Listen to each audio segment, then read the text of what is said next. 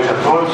Que a paz do Senhor Jesus possa estar sempre presente em nossos corações e que Ele possa nos amparar e sustentar na tarefa que nos propomos a fazer em seu nome. Então, se tem coragem de convidar, também tem coragem de aceitar. Se convidar para renovar o contrato, tive a coragem também de aceitar. E é sempre um prazer estar numa casa que nos é tão querida, bem antes de conhecê-la, porque daqui tinha um grande amigo meu, só desencarnado, deixa de ser grande amigo, João Carlos Cunha, que era conselheiro do centro que eu sou oriundo, que é o Rio de Cássia, e do qual a Marina, a esposa dele, é uma amiga queridíssima. Então, já era ligado ao Eurípides Barçanuco antes de vir para cá, para a casa de Eurípides Barçanuco, pelos elos com João Carlos. E como se aproxima do Natal, que é uma época que comércio, eu trabalho em comércio, não pode sair na crítica, porque todos nós, de uma certa forma, somos envolvidos nesse afã, nesse conflito de comemoração de uma data que é do nascimento do Senhor Jesus. Como já começou até em outubro, já é Natal nas lojas de fulano de tal, então já é Natal também aqui no Eurípides Barçanuco, já que deixaram com o tema livre. E se é Natal, nascimento de Jesus, comemoração do nascimento de Jesus, essa comemoração, essa data, ela não é real, essa data ela foi estipulada pela Igreja Católica para, em substituição a uma data pagã, uma festividade pagã, que acontecia exatamente nessa época, e porque não se sabe o dia que Jesus nasceu, não se sabe o mês que Jesus nasceu, não se sabe nem o ano que Jesus nasceu. Existe muita controvérsia com relação a isso. Mas uma coisa é certa, Jesus nasceu veio entre nós, encarnou entre nós, com uma tarefa, uma missão. Tão grande essa missão, tão grandiosa essa missão, que ele, o governador do planeta, veio pessoalmente cumpri-la e dar dela testemunho.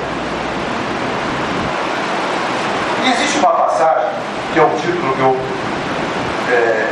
bolei para a nossa conversa de hoje, chamada Dicas de Maria. É uma coisa interessante, é uma passagem curiosa. Quem fala isso é um amigo meu, Guilherme Medina, que é um palestrante espiritual bastante estudado. Ele chama de Dicas de Maria. E foi algo que aconteceu durante uma festa. Talvez a maioria de vocês se lembre das tais bodas de Caná, o Canã, que foi uma festa em que Jesus estava presente, era uma festa de casamento. Supõe-se que era uma festa de parentes, de amigos muito ligados à família de Jesus, ou mesmo de parentes. Por quê? Por causa de uma preocupação muito grande de Maria com a falta de vinho. Isso não seria comum, um convidado comum. Isso seria uma preocupação de uma pessoa muito ligada aos donos da festa, às pessoas que estavam promovendo a festa. Naquele tempo, as festas eram muito longas, duravam muito tempo. Por quê? Porque as cidades, as distâncias eram percorridas a pé. Quem tinha cavalo era multimilionário, equivalente a alguém que tivesse hoje um carro importado de última geração, uma BMW, uma Mercedes. Você andava no chãozão mesmo, no pé e de sandália. Não tinha tênis, Nike, nem falsificado tinha. Não tinha genérico, era na sandália mesmo. Quem tinha sandália? Na areia. Um calor terrível, ou aquele inverno muito rigoroso. Então as pessoas, quando compareciam a uma festa, elas tinham que ficar por um tempo. As festas eram longas, muitas vezes demoravam dias. E o pessoal que bancava uma festa tinha que bancar a estadia, a alimentação, a diversão. Isso era caro. Isso custava dinheiro. Pois bem, numa dessas festas, chamada Bodas de Caná, acabou o vinho. Isso é uma vergonha completa, isso era o fim da festa. E um desconforto enorme para os promotores da festa. Imagina que alguém vai na nossa casa e acaba a bebida. Mesmo que a gente seja abstêmio, né, e sirva esse refresco de groselha, não me convidem para uma festa que tem refresco de groselha, porque eu não vou. Tá? Mas mesmo que a gente seja abstêmio e sirva refresco de groselha, se acabar o refresco de groselha, acabar tudo, a gente vai pagar o bico, vai passar uma vergonha. Pois é, acabou o bico. E aí? Que situação desconfortável para naquele momento. E Maria se preocupa, por isso é que muitas pessoas acham que Maria devia ser ligada às pessoas, aos promotores da festa. Ela se preocupa ao ponto de se dirigir a Jesus, falar com Jesus e pedir para ele dar um jeito. Ele falou, Jesus, dá um jeito aí, porque a coisa está esquisita, vai ficar comportada. Jesus ainda olha para Maria e fala, mãe, não chegou a hora, não está na hora, fica fria, deixa para lá, porque não está na hora. Mas Maria insiste. E o pedido de Maria é um pedido irrecusável. Tem uns plásticos, eles já viram? Pede a mãe que o filho atende? Pois é, a mãe pediu. Insistiu. E aí Jesus disse, então tá bom. Vou dar um jeito nessa história. E aí vem a dica de Maria. Ela chama as pessoas responsáveis pelo serviço, pelo buffet, né? E diz, façam tudo o que ele mandar. Essa é a grande dica. Façam tudo o que ele mandar. E aí Jesus manda que se enche os potes, tá?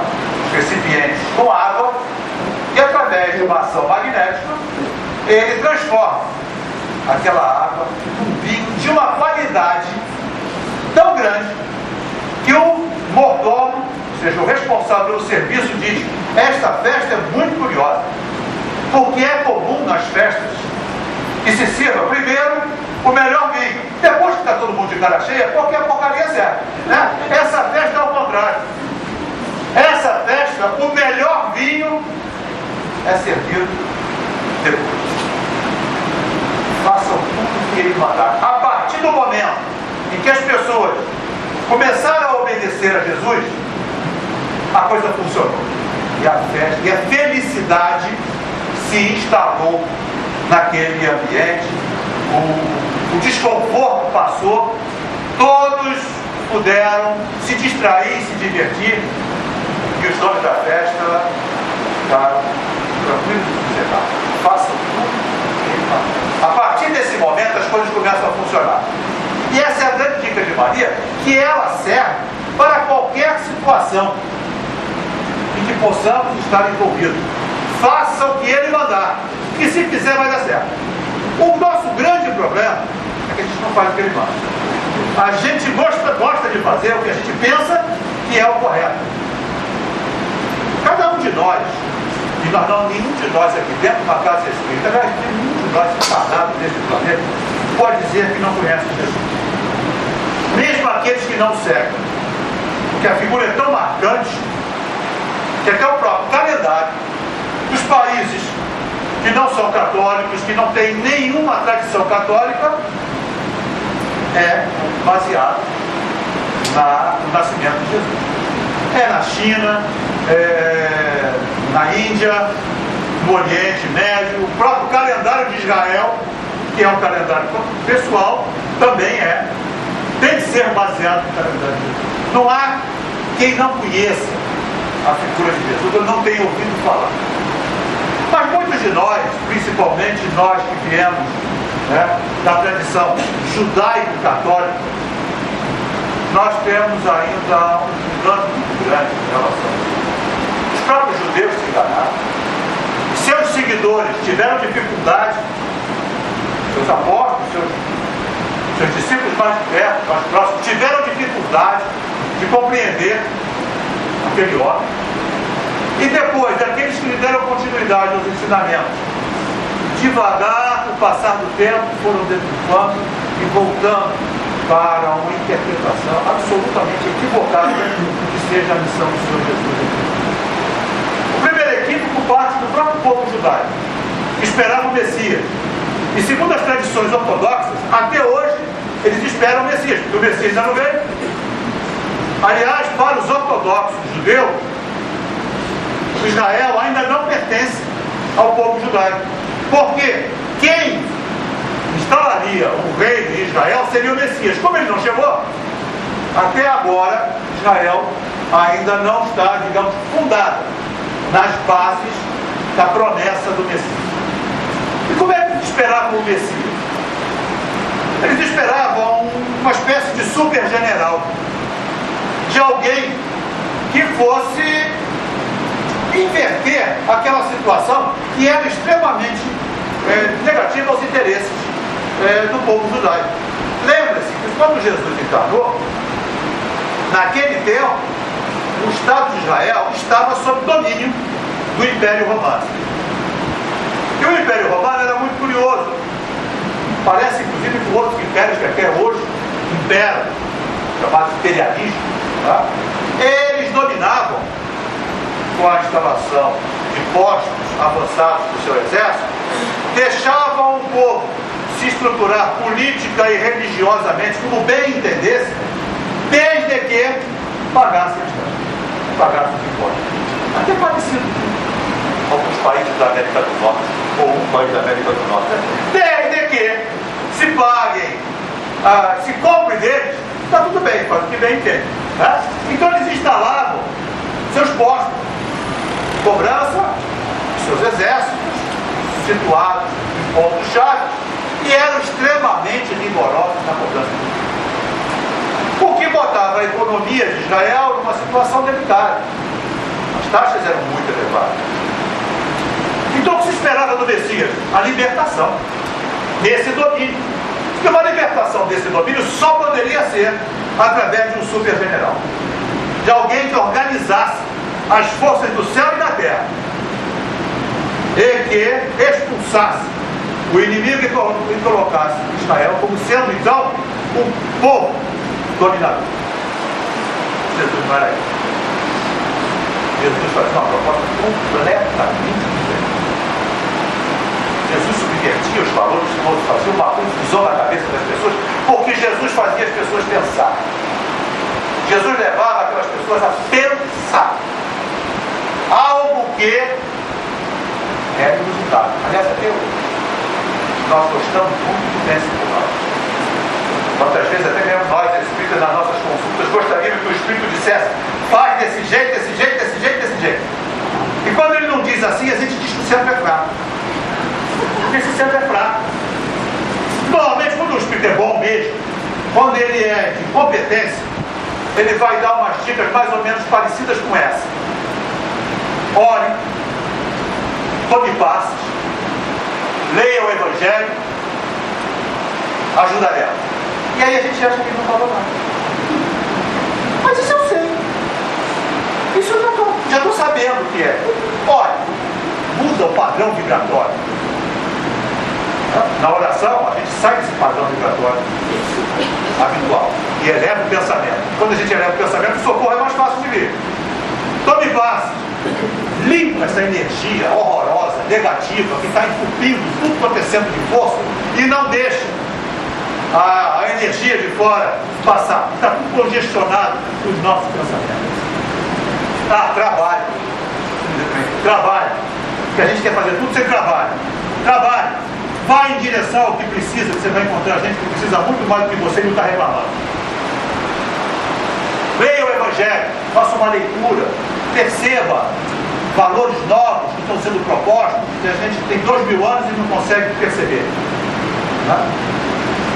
É uma revolução na nossa forma de pensar, só que também do menor esforço, da mesma forma que os nossos irmãos lá em contato com Jesus esperavam que Jesus resolvesse o problema.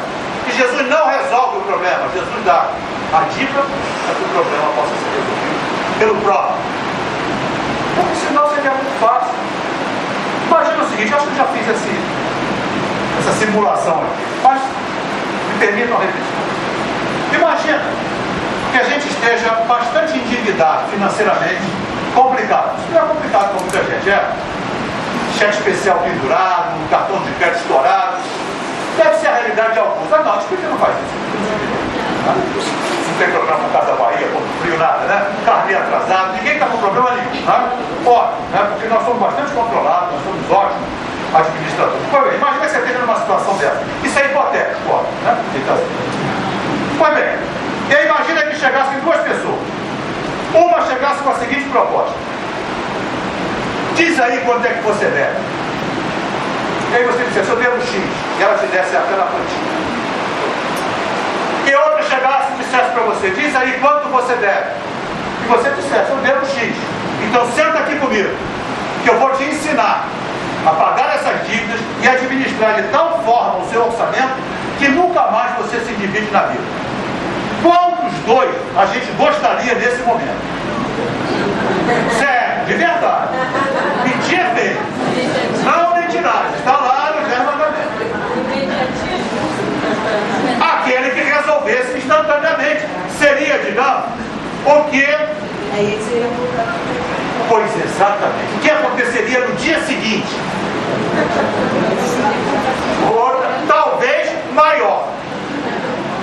Agora, aquele que sentasse conosco, que nos orientasse naquela engenharia econômica, que nós mesmos, através do nosso esforço, através do sacrifício de abrir mão de uma parte do salário ou da renda para poder pagar a dívida, a gente ia ter que viver comendo, aprendesse a gerenciar o nosso orçamento, esse estaria fazendo um bem, mas a longo prazo, mas é para certo. O outro estaria fazendo um bem, mas a curto prazo. Um estaria trabalhando no efeito, outro estaria trabalhando na causa. Ora, quando você resolve o efeito e não tira a causa, não modifica a causa, aquele efeito volta. É como tomar aspirina para dor de cabeça que é causada por um tumor. Pode aliviar.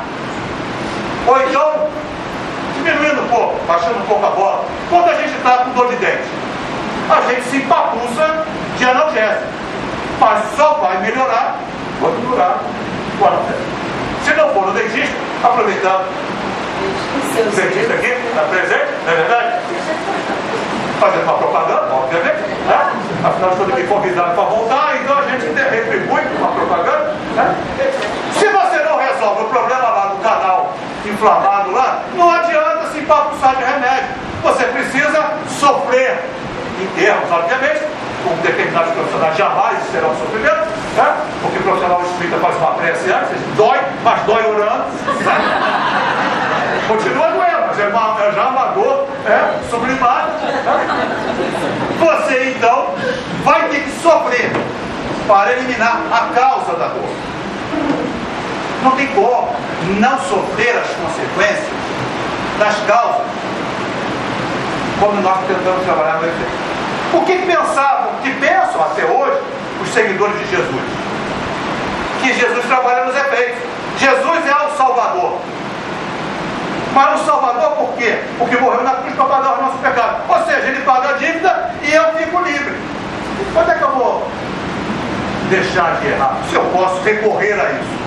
Ou seja, esse caixa que está ali, plantado naquela cruz, pronto para resolver os meus pecados, bastando eu me arrepender ou oferecer algum tipo de sacrifício que não seja a mudança da causa. Esse Jesus seria até confortável que fosse assim. Mas imagina nós, pais terrenos, se não somos pais, somos filhos. Tá? Imagina se nossos pais nos criassem sem nos responsabilizarmos pelas nossas ações. Imagina se nós criássemos filhos sem responsabilizá-los pelas suas ações.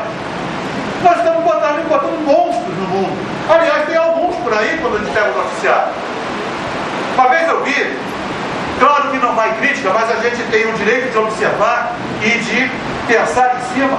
Uma reportagem na televisão faz tempo, em que uma mãe dizia claramente que ela assumia os pontos da carteira, das transgressões de trânsito do filho, para ele não perder a carteira. Ela fazia isso com amor, com certeza. Claro que ela fazia isso por amor. Mas esse menino, tá?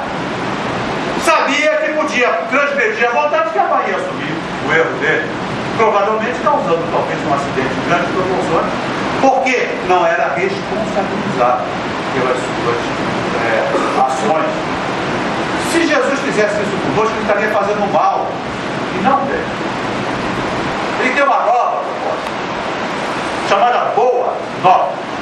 Nova e boa. Porque o importante é isso, chama-se boa nova, não é só nova, é boa. Agora é preciso que a gente experimente. Para experimentar é preciso modificar, transformar valores. É preciso conhecer os valores que estão regindo a nossa vida. É preciso um enorme processo de autoconhecimento. Porque enquanto nós não identificarmos em nós as causas que estão gerenciando nosso modelo comportamental e que não estão realizando a nossa felicidade, nós não conseguiremos reformular esses valores. Nós estaremos sempre fazendo uma transferência de responsabilidade para o outro. É o marido, é a esposa, é o filho complicado, é o patrão, é o governo. É sempre o outro. Nunca a gente. É sempre algo externo que está fora do meu controle. Aí, quando a gente é espírita, a gente coloca a culpa em duas coisas: dos obsessores, que continuam sendo externos. É porque eu sou obsidiado. É por isso que eu sou obsidiado. Aí coloca que é externo, ou então no nosso passado. É karma. Eu sofro porque no passado eu fui assim. Fui, mas não preciso ser. Ainda que tenha sido, a gente coloca no passado. Olha, se está no passado, se está no ser passado, a razão de eu ser assim, não tem como modificar. Não está no ser passado, está no ser presente. Essa consciência é complicada. Foi complicada para os apóstolos, complicada. Estava ali vivendo do lado dele, vivenciando o cotidiano com Jesus. E ainda assim, de vez em quando soltavam uma barbaridade. Estavam lá, quando estavam sozinhos, então era uma festa. Teve uma hora que estavam todos eles sozinhos lá, Jesus não estava presente. Aí começaram a discutir quem ia ser o maior no reino do céu, já disputando hierarquia, já hierarquizando a coisa. Claro que os evangelhos não narram isso, mas dá para a gente tentar perceber o que 12 judeus estavam discutindo naquela hora para saber quem era o maior. Não era passando para o outro, era para si próprio. Cada um achando o seu valor. O rei já era Jesus, ele falava de rei do céu, bom, o rei já é ele, é o chefe, mas todo rei precisa de ministro. E todo ministério precisa de um primeiro ministro. Esse seria o maior. Aí começavam a discutir quem seria o maior.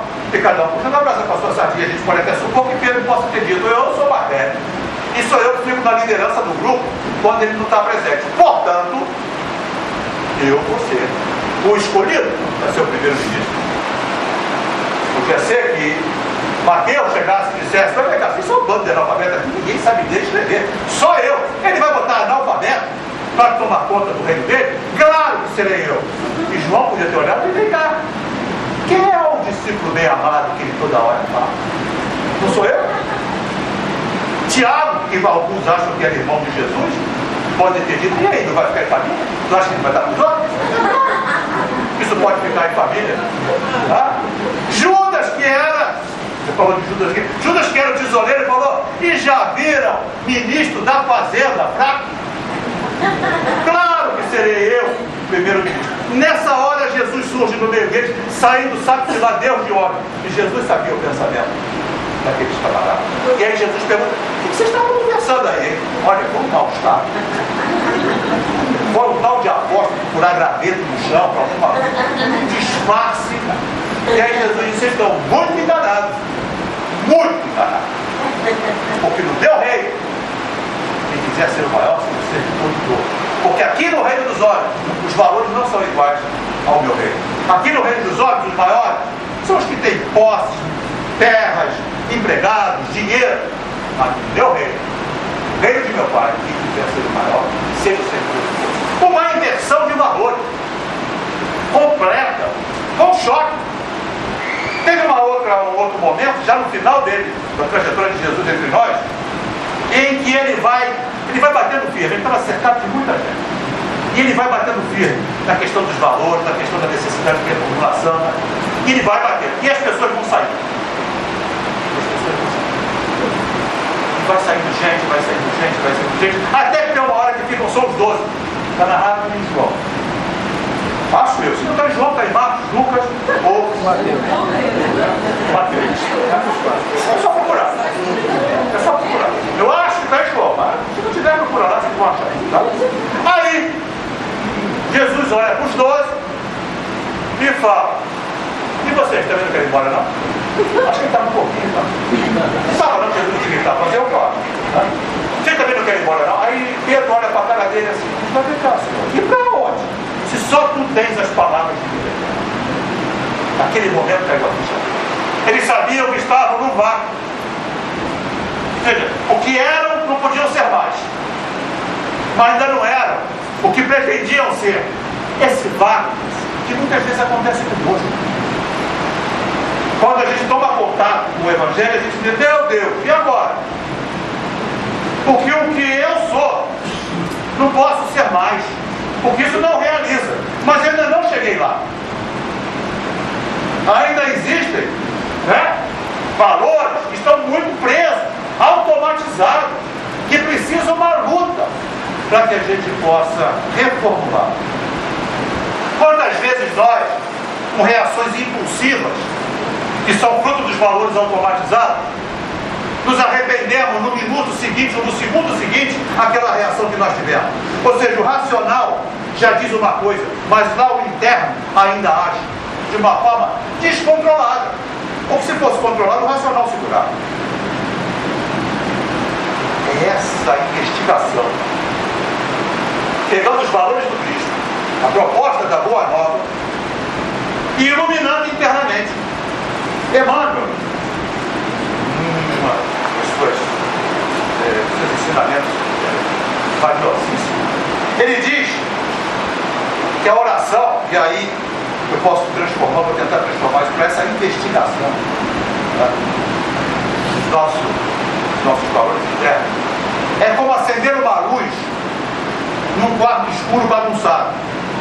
O simples ato de acender a luz não modifica a bagunça, mas mostra por onde deve começar a partir. Da mesma forma, essa iluminação interna, essa busca, os motivadores das nossas vidas, não necessariamente vai resolver, mas vai iluminar. E aí vai nos mostrar a área a ser trabalhada. Com esforço. Jesus não prometeu para ninguém facilidade. Quem quiser vir após mim, pegue sua cruz e siga. Não olha para trás. Olhar para trás também é uma complicação. O culpismo é uma complicação. O que a gente foi ontem, foi. Não dá para mudar o ontem. A gente só consegue mudar o hoje para que o futuro seja melhor. O ontem já era. Não adianta. Aí vira que nem a mulher de Ló. Você lembra da mulher de Ló? Ló era um camarada que teve que sair de Sodoma e Gomorra com a família, porque a coisa ia ficar presa. E ele recebeu uma mensagem: cai fora. E não olha para trás. Vai embora. Pega a tua família e vai embora. Não olha para trás. Foi. Adivinha o que a mulher de Ló resolveu fazer? Foi fazer. Tá bem. Para que foi avisar para não olhar para trás? Não porque era mulher. Claro que não, pelo amor de Deus. Não sou desse tipo. Mas está lá escrito. Foi ninguém que olhou. Foi a mulher de Ló. Que ela foi olhar para trás. Virou estátua de sal. Lembra da estátua de sal? Mulher que nós virou estátua de sal? É óbvio que isso é uma linguagem figurada. Esse olhar para trás é ficar preso no passado que imobiliza. Se a gente ficar preso naquilo que foi, a gente não consegue melhorar. Foi. Já fiz, não faço mais, não sou mais a mesma pessoa. Eu vivenciei uma experiência e eu vou falar porque a pessoa falou em público. Então, se ela falou em público, não vou citar nome, nem casa que isso aconteceu, mas ela falou em público, então eu me sinto com o direito de poder narrar a história. Nós estávamos num curso e falávamos dessa questão de valor, de reformulação, e essa pessoa disse: eu estou com um problema. Há muitos anos eu carrego um problema na minha vida. E grupo. Outro lado escalando, pronto. Ela disse o seguinte: eu não sou médica, mas trabalho na área de saúde. E há alguns anos atrás, a minha irmã me ligou desesperada de São Paulo, dizendo que a filha filha dela, minha sobrinha, de 15 anos, tinha engravidado um namorado, que era um vigarista, um garoto aventureiro, e que na hora tinha pulado fora, não queria assumir a responsabilidade. E ela me pediu, porque me pediu para arrumar um jeito de tirar esse bebê dela. E eu tentei argumentar e ela utilizou-se de todos os argumentos, inclusive me chantageou como irmã, e eu acabei arrumando um médico que fizesse falta. E isso me incomoda até hoje. Eu me sinto hoje, até hoje, profundamente incomodado por ter feito ou concordado com uma situação. E aí qual foi a argumentação usada? E hoje, se a tua irmã te ligasse e dissesse a mesma coisa, o que você faria? Não faria. Convictamente não faria, então você não é mais a mesma pessoa. Você tem que se perdoar. Errou. Mas tem que se perdoar. Porque se você não se perdoar, esse fato, ele continua andando. E ele continua sendo presente. Ele não fica no passado. E isso imobiliza. Então, o primeiro passo é o reconhecimento das nossas asneiras. Mas se Deus nos criou imperfeitos, é porque Ele já contava com uma série de lambanças. Não é problema. Ele já contava que a gente fosse fazer uma montanha de asneiras, senão Ele criava a gente perfeito. Não tem problema ter feito lambança. O problema é continuar fazendo. No momento que identifica que está errado, no momento que identifica que aquele valor não serve mais, aí aumenta a responsabilidade, porque aí entra a responsabilidade. O Senhor Jesus é o mestre da felicidade, não do sofrimento. Ele abre o sermão da montanha falando de felicidade. O tempo todo ele fala de felicidade, ele não fala de dor e sofrimento. Ele fala que é difícil a gente atingir a felicidade, porque o nosso valor está colocado em bases materiais. Tudo que para nós realiza a felicidade está colocado em coisas transitórias, em coisas que passam. Saúde é condição de felicidade? É. Bom, se a gente vai morrer de alguma coisa, não vai? Pois é. Filhos é condição de felicidade? Só. Mas, na realidade, estão conosco por um tempo. Um parceiro ou uma parceira que seja uma alma gêmea é condição de felicidade? Tudo é por um tempo. Tudo que a gente acha que é feliz, mesmo quando a gente não coloca na vieira solta, em apartamentos, carros e viagens, mesmo quando a gente não coloca nisso, quando a gente tenta espiritualizar, ainda essa espiritualização está muito associada a valores transitórios. E isso é profundamente decepcionante. Quantas pessoas trocam de mal por Deus? Porque Deus não realizou o seu desejo. E Jesus fala, no final do Sermão da Montanha, ele fala, de uma forma muito clara, que todo aquele que ouve estas minhas palavras e as cumpre, será igual comparado ao homem que constrói a sua casa em cima da rocha, que ele faz alicerces profundos em terreno estável. E todo aquela pessoa que ouve as minhas palavras e não as cumpre, será comparado ao homem que constrói a sua casa em terreno estável, em área de risco. Porque quando vier a tempestade, e a tempestade virá, porque ele disse que não é o cara que botou a casa sobre a rocha que vai estar livre da tempestade. Quando vier a tempestade, quando os ventos sobrarem, aquela casa que está bem fundada, ela vai resistir. Mas aquela casa que está em área de risco, ela vai ruir. E aí a infelicidade visitará. Ele não diz que não vai haver temporal, ele não diz que não vai haver tempestade. No mundo que nós vivemos, um mundo instável, transitório, de valores transitórios, um mundo complicado, não tem como passar num mundo desse sem vendaval, sem temporal. Agora, quem vai decidir as fundações da nossa casa? Somos nós que vamos escolher se estamos fundando, alicerçando a construção da nossa felicidade em valores reais, perenes, que continuam, e não em valores transitórios. E por mais prazerosos que sejam, passarão. Essa proposta do Cristo, ela é revolucionária até hoje.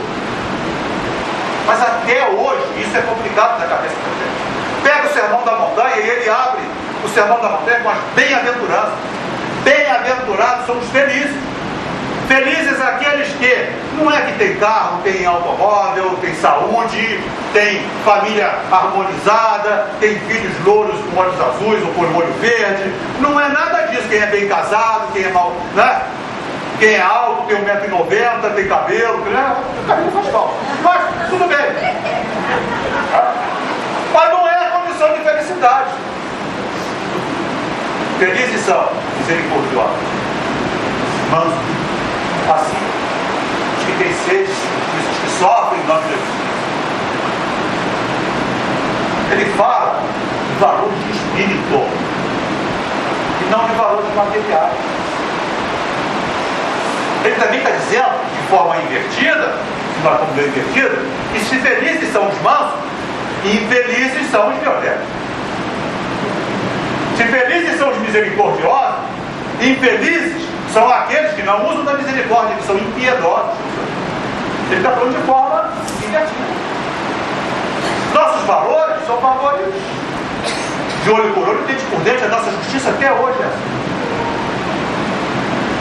Quando a gente percebe uma desgraça, essas tragédias estão se tornando, não estão se tornando corriqueiras.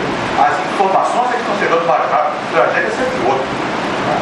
Só que não chegava na casa da gente com a velocidade que chega. Você se vê lá, Deus me livre, do outro lado do mundo, não tinha comunicação para a gente saber. Agora acontece instantaneamente na casa da gente. Você está no carro com a CBN, sabe o que acontece no mundo inteiro, praticamente instantaneamente. Não é que o mundo piorou. Acontece que a notícia chega mais rápido. Mas quando vem uma barbaridade dessas, não precisamos ficar citando, mas essas que estão pelo noticiário, se fizer uma enquete de pena de morte, até mesmo entre nós espíritas, é capaz de ficar. Tudo bem, vou marcar não, eu sou uma pessoa espírita. É olho por olho, dente por dente. E já disse Mahatma Gandhi, se a história for de olho por olho, dente por dente, o planeta vai ser de cegos e desdentados. Não tem como. Alguém tem que quebrar esse ciclo vicioso, Alguém tem que romper com essa estrutura viciada. Não se muda o mundo, se muda o indivíduo. Os indivíduos têm que mudar o mundo. Jesus não vai mudar o mundo, ele pode mudar o indivíduo. E aí são os indivíduos que vão mudar o mundo. E se nós queremos realmente romper com essa estrutura, nós devemos dar processo de autoconhecimento, de autoconhecimento. É preciso que a gente assuma que Maria tinha razão. Façam tudo o que ele mandar, por mais espantoso que seja, por mais complicado que seja, façam tudo o que ele mandar. E quando ele diz que é necessário perdoar as ofensas, a gente olha, não, senhor, dá para arrumar um troço mais fácil? Aí ele arruma, não só perdoar, como amar os inimigos. Pô, como pode ver? Agora o senhor arrumou a guerra. Mas o que ele está falando é de uma postura não condicionada, de um comportamento ético não condicionado a gostar ou não gostar de alguém. Ele não diz que nós temos que gostar das pessoas. Ele diz que nós temos que nos comportar igualmente com qualquer pessoa, baseado nos princípios e valores que nós já entendemos como corretos. Ele não diz que eu tenho que esquecer aquilo que me fizeram. A proposta de Jesus não é esquecer as ofensas, é perdoar as ofensas. Porque se esquecer fosse fácil, a gente não reencarnava com o esquecimento do passado. Esquecer não é fácil. Fatos não são esquecidos. Mas os sentimentos, o que nós lidamos com os fatos, podem ser modificados. Para que o fato fique no passado. O problema da falta do perdão não é beneficiar ninguém. Não se beneficia ninguém quando nós perdoamos. O único beneficiado somos nós mesmos. Porque quando nós conseguimos melhorar os sentimentos com o fato fica no passado. Quando nós não conseguimos, o que nós fazemos diariamente? Trazemos aquele fato que aconteceu no passado para o dia de hoje. A raiva, o ódio, a mágoa ficam iguais. Às vezes o troço aconteceu há 15 anos atrás, 20 anos atrás. Na hora que a gente lembra, sente a mesma coisa. E aí o fato não está no passado. Ele não consegue ser diluído no tempo. É a mulher de Ló olhando para trás. E ela fica imobilizada, presa. A gente fica imobilizado, preso naquele fato. Que já aconteceu há muito tempo atrás. O perdão das ofensas é o desligamento das vibrações densas e pesadas que nos ligam àqueles fatos. Por mais dramáticos que sejam aqueles fatos, eles necessitam, a nosso benefício, ficar no passado. O amar aos inimigos não é ter sentimento pelo inimigo igual aquele que a gente tem pela alma gêmea, por aquela alma querida do nosso coração. É ter um comportamento independente do sentimento que eu tenho pela pessoa. Nós não temos um comportamento condicionado. Se fala comigo, eu falo. Se não fala, eu não falo. Se olha para a minha cara, eu olho. Se não olha, eu não olho. Se me dá presente, eu dou. Se não dá, eu não dou. Se me convidar para o aniversário, eu convido para o meu. Se me convidar, eu convido para o meu. Se no Natal esquecer de mim, também não mando cartão. Não é assim? Isso é comportamento condicionado. Quem é que está mandando na minha vida? Eu ou o outro? E aí eu coloco o meu bom humor no outro. É como quando a gente acorda, alguém já disse isso, essa história de internet, que eu acho curiosa, né? É como quando a gente acorda e vai para o trabalho e encontra um mal-humorado no meio do caminho e a gente faz os mesmos desaforos. Ele que está de mau humor. Por que eu vou ter que entrar na pilha? Senão o mau humor dele passa para mim. E aquela pessoa, eu dei o direito àquela pessoa de estragar o meu dia. Porque eu condicionei o meu humor ao humor do outro. Se ele está de mau humor, Deus te abençoe. Então eu trabalho de proteger. Eu saio do outro. Chamado a entrar pela outra porta. Entrar pela porta do lado. Essa foi uma, pelo menos atribuído ao Dr. Drauzio Varela, uma crônica de internet. Tudo que é de internet a gente não pode garantir a assinatura, mas de qualquer procedência. Mas de qualquer maneira, a dica é interessante. Ele diz o seguinte, que uma das coisas que mais irrita a ele quando estaciona o carro é alguém estacionar o carro do lado e não deixar abrir a porta. A porta não conseguir entrar. Isso desequilibra ele, até que ele aprendeu a entrar pela porta do lado. Você entrar pela outra porta. Pula a alavanca de câmbio, tira o carro e vai embora. Porque não vale a pena perder a paciência, o dia e se irritar porque um energúmeno resolveu parar com a porta do lado. O energúmeno é ele, não sou eu. Então, entra pela porta do lado. Quando isso for mais valioso. Essas propostas são simples, são fáceis de serem executadas. Ninguém está esperando que nós possamos dar espetáculo de santidade. Ainda não está ao nosso alcance. Aliás, Joana de Ângeles diz: ninguém espera que você dê um espetáculo de santidade. Mas se der, o único beneficiado é você mesmo. Tá? Mas ninguém tem essa expectativa. Tem a expectativa é que nós possamos agir melhor do que nós agimos. Que nós possamos dar 1 ou 2 passos à frente. Ser caridoso não é ser igual a Madre Teresa de Calcutá. Isso é um espírito diferenciado. Como o Chico Xavier, é um espírito diferenciado, missionário. Ninguém está aqui, salvo se eu estiver desencarnado, estiver numa plateia de missionários, treinando a paciência e a caridade comigo. Nós não temos essa capacidade de dar esse tipo de espetáculo de santidade, porque não somos espíritos preparados para isso. Nós já estamos caminhando para chegarmos lá. Para podermos dar um copo de água fria em nome de Cristo. E ele disse: bem-aventurado é aquele que dá um copo de água fria em nome de Cristo. Não é tão complicado assim. Podemos ceder uma vez, podemos parar numa vaga no lugar certo e não no meio das 2 vagas. Podemos entrar no elevador e segurar a porta para quem grita lá. Oh! E a gente às vezes não segura só para sair logo. Podemos nos supermercado, deixar de fazer rali. Já viu o rali de carrinho no supermercado? Você vê um cara de carrinho cheio, vem correndo com o carrinho para passar na frente dele para chegar no caixa primeiro. Isso é caridade. Isso é respeito ao direito do outro. Podemos dar bom dia ao porteiro, ao trocador do ônibus, àquela pessoa que a gente estuda. Faz uma experiência dessa. Não vai passar por maluco, não. Nas cidades pequenas, as pessoas dão bom dia. Aqui a gente passa pela mesma pessoa, todos os dias passa pelo jornaleiro, pelo guarda do trânsito, e não cumprimenta. Passa anos por aquela pessoa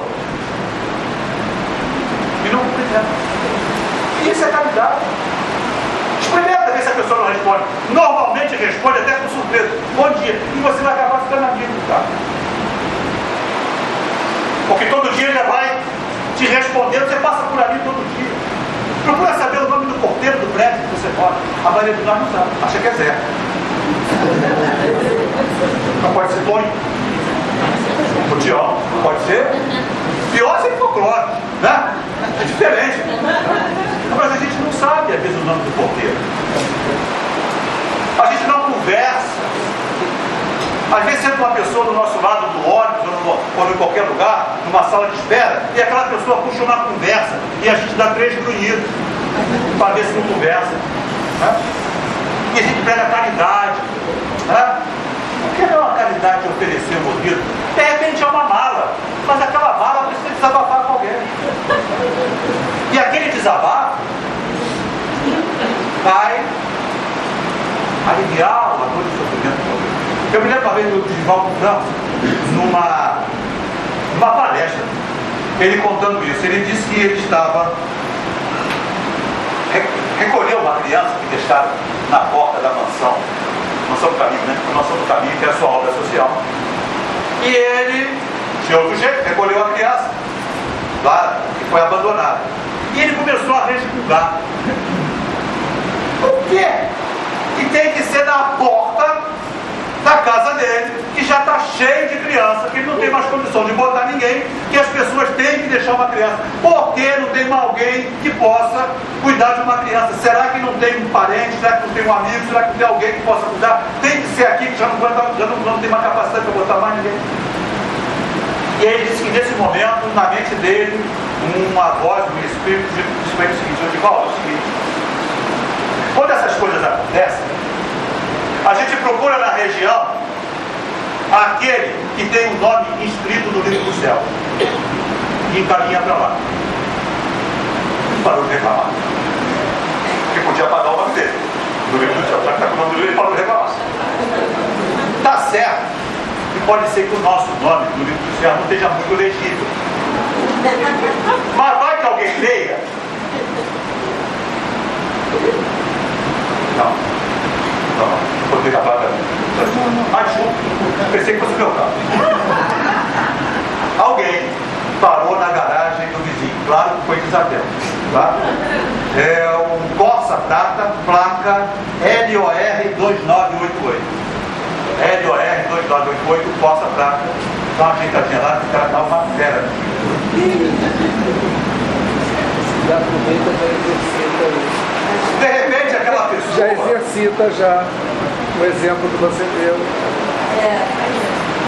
De repente aquela pessoa que chega ao nosso lado foi ali que se arrumou alguém para ela desabafar.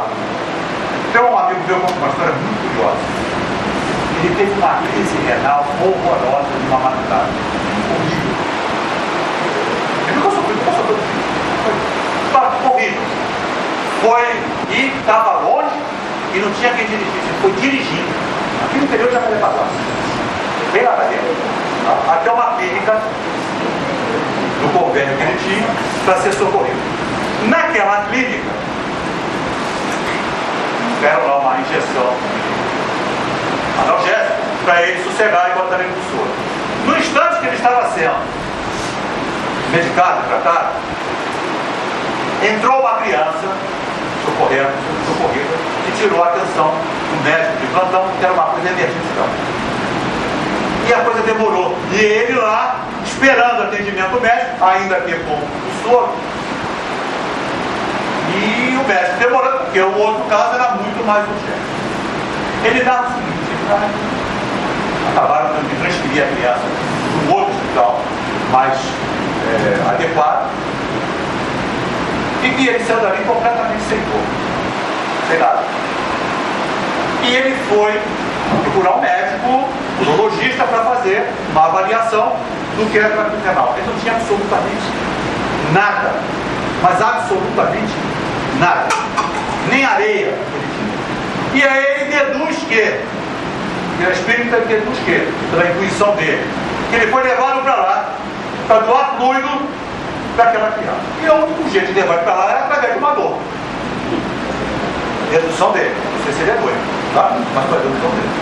Porque às vezes nosso nome está lá, meio apagadinho no céu, e vem lá alguém. É aquela pessoa que de repente se dirige a você. No meio de tantos, ela escolhe você. Como não existe acaso, no mínimo um sorriso, no mínimo um agradecimento, por favor, com licença, anda na sua espaço. Agora é época de Natal, porque quantas pessoas não pedem licença? Você passa por si, se você não andar no ritmo, te atropela. Fora aquelas pessoas que têm uma bolsa lateral, quer dizer, ela passa, mas a bolsa pega você, porque ela só mira ela não pensa que tem uma bolsa desse jeito. Ou então as pessoas que usam mochila no ônibus e viram, lá vai você com a mochila no meio da cara. Quer dizer, se a gente usa mochila, presta atenção, isso é caridade. Olhar de benevolência, a gente não olha de benevolência para os outros, a gente olha sempre pelo lado do defeito. Eu sou careca, já fui muito gordo, era ponto de referência. Está do lado daquele careca gordo. É ponto de referência. Tá? Porque a gente só olha pro defeito. Se eu tivesse aqui com um caroço de feijão preso no dente, ninguém está me escutando o que eu estava falando. Ele está muito hipnotizado. Até que alguém fosse chegar e dizer: tira o caroço. Não? Já viu gente que você está com o bolso de tampinha, que ele está dobrado, enquanto a pessoa não vai lá e diz: nossa, teu bolso, ela não sucede. Ela fica. Aí de repente ela vai lá e desdobra o teu bolso. Isso é olhar para o defeito.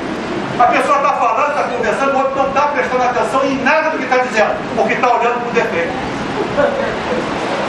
Entra numa festa, vê se as nossas acompanhantes não olham para a roupa da outra, porque se tem alguém com a roupa igual. A bolsa igual. Se tiver uma tragédia. Se tiver uma tragédia. A gente olha para o defeito, a gente olha para o defeito. A gente não permite que o outro se mostre como ele é, e a gente já faz uma avaliação antes, apenas pela aparência da pessoa. Só para encerrar, essa história é real, que é a questão da aparência do defeito. Eu tenho um amigo engenheiro, ele conta essa história, e ele trabalhava numa firma que fazia um carro chamado Santa Matilde. Quem tem um pouco mais de idade lembra desse carro. Era um carro de luxo da época que não tinha carros importados. Esse carro era feito por uma indústria que também faz forno, a Ibo, que é feita aqui no interior dos Estados Unidos. Era um carro que tinha uma plataforma de Opala e tinha uma carroceria luxuosa, de fibra de vidro. Um carro muito bonito, sinal da época. Hoje, obviamente. E ele era engenheiro dessa fábrica. E na hora do almoço, ele foi, a fábrica tinha um showroom, onde tinha alguns carros expostos. Ele foi lá no showroom, bater papo com os vendedores, curtir sua hora de almoço. Está lá batendo papo com os vendedores, e entrou uma pessoa de aparência muito relaxada. Bota, calça suja de lama, meio relaxado. Não fizeram fé no homem. E começou a perguntar, fazer perguntas, e o vendedor lá, dando umas respostas meio de má vontade. Que estava conversando, aquele cara caipira ali, chato, incomodando. E o cara perguntou o preço do carro, o cara falou tanto. Eu quero 2. O cara não acreditou. Continuou meio que desdenhando. E o moço disse: eu quero 2. Quanto? Faz a soma aí, eu quero 2. Fez o cheque. já tinha abuso. Porque eles são liberados do chefe. Isso é falta de olhar e benevolência. Esse exemplo é real. Esse exemplo acontece muito no comércio. Eu acho que qualquer um de nós tem um exemplo parecido.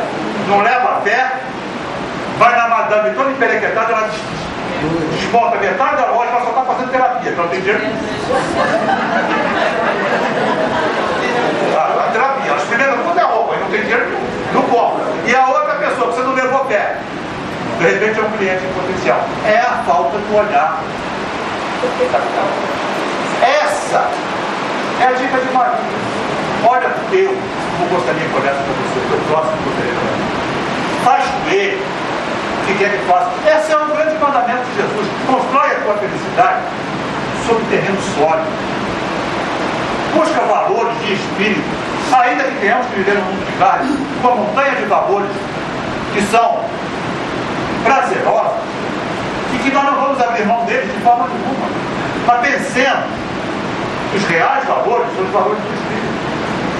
Teremos uma ceia de Natal e troquemos os presentes com carinho, com respeito, que é legal isso. É uma festa familiar. Mas lembrando que o aniversariante é Jesus. O fato de não poder dar um presente valioso ou não poder dar nenhum, não muda o aniversariante. E quem tem que dar presente é o aniversariante. A única coisa que Jesus não tem, que nós podemos dar, é a nossa transformação moral. Que é a única expectativa dele. Se quer comer um bacalhau, come bacalhau. Se quer comer rabanada, come rabanada. É gostoso, faz bem, é legal isso em família. Sem excesso, maravilhoso. Mas não se entristeça, porque não tem nada mesmo como você gostaria de ver. Se há uma campanha da casa que você está frequentando para facilitar o Natal de alguém, facilitar o Natal de alguém, vamos contribuir com uma cesta, com um presente, com um pequeno, com uma criança, porque há uma expectativa disso. Mas lembrando, da dica de Maria, que é a única coisa que a gente falta fazer. Façam tudo o que ele mandar. Porque, com certeza, a partir desse momento as coisas vão começar a dar certo. Bom Natal a todos. Que a gente aproveite bastante, tá? Esse momento de convívio familiar. E um feliz ano novo. E até o ano que vem, já que o contrato está renovado, em fevereiro. Paz a todos. Obrigado.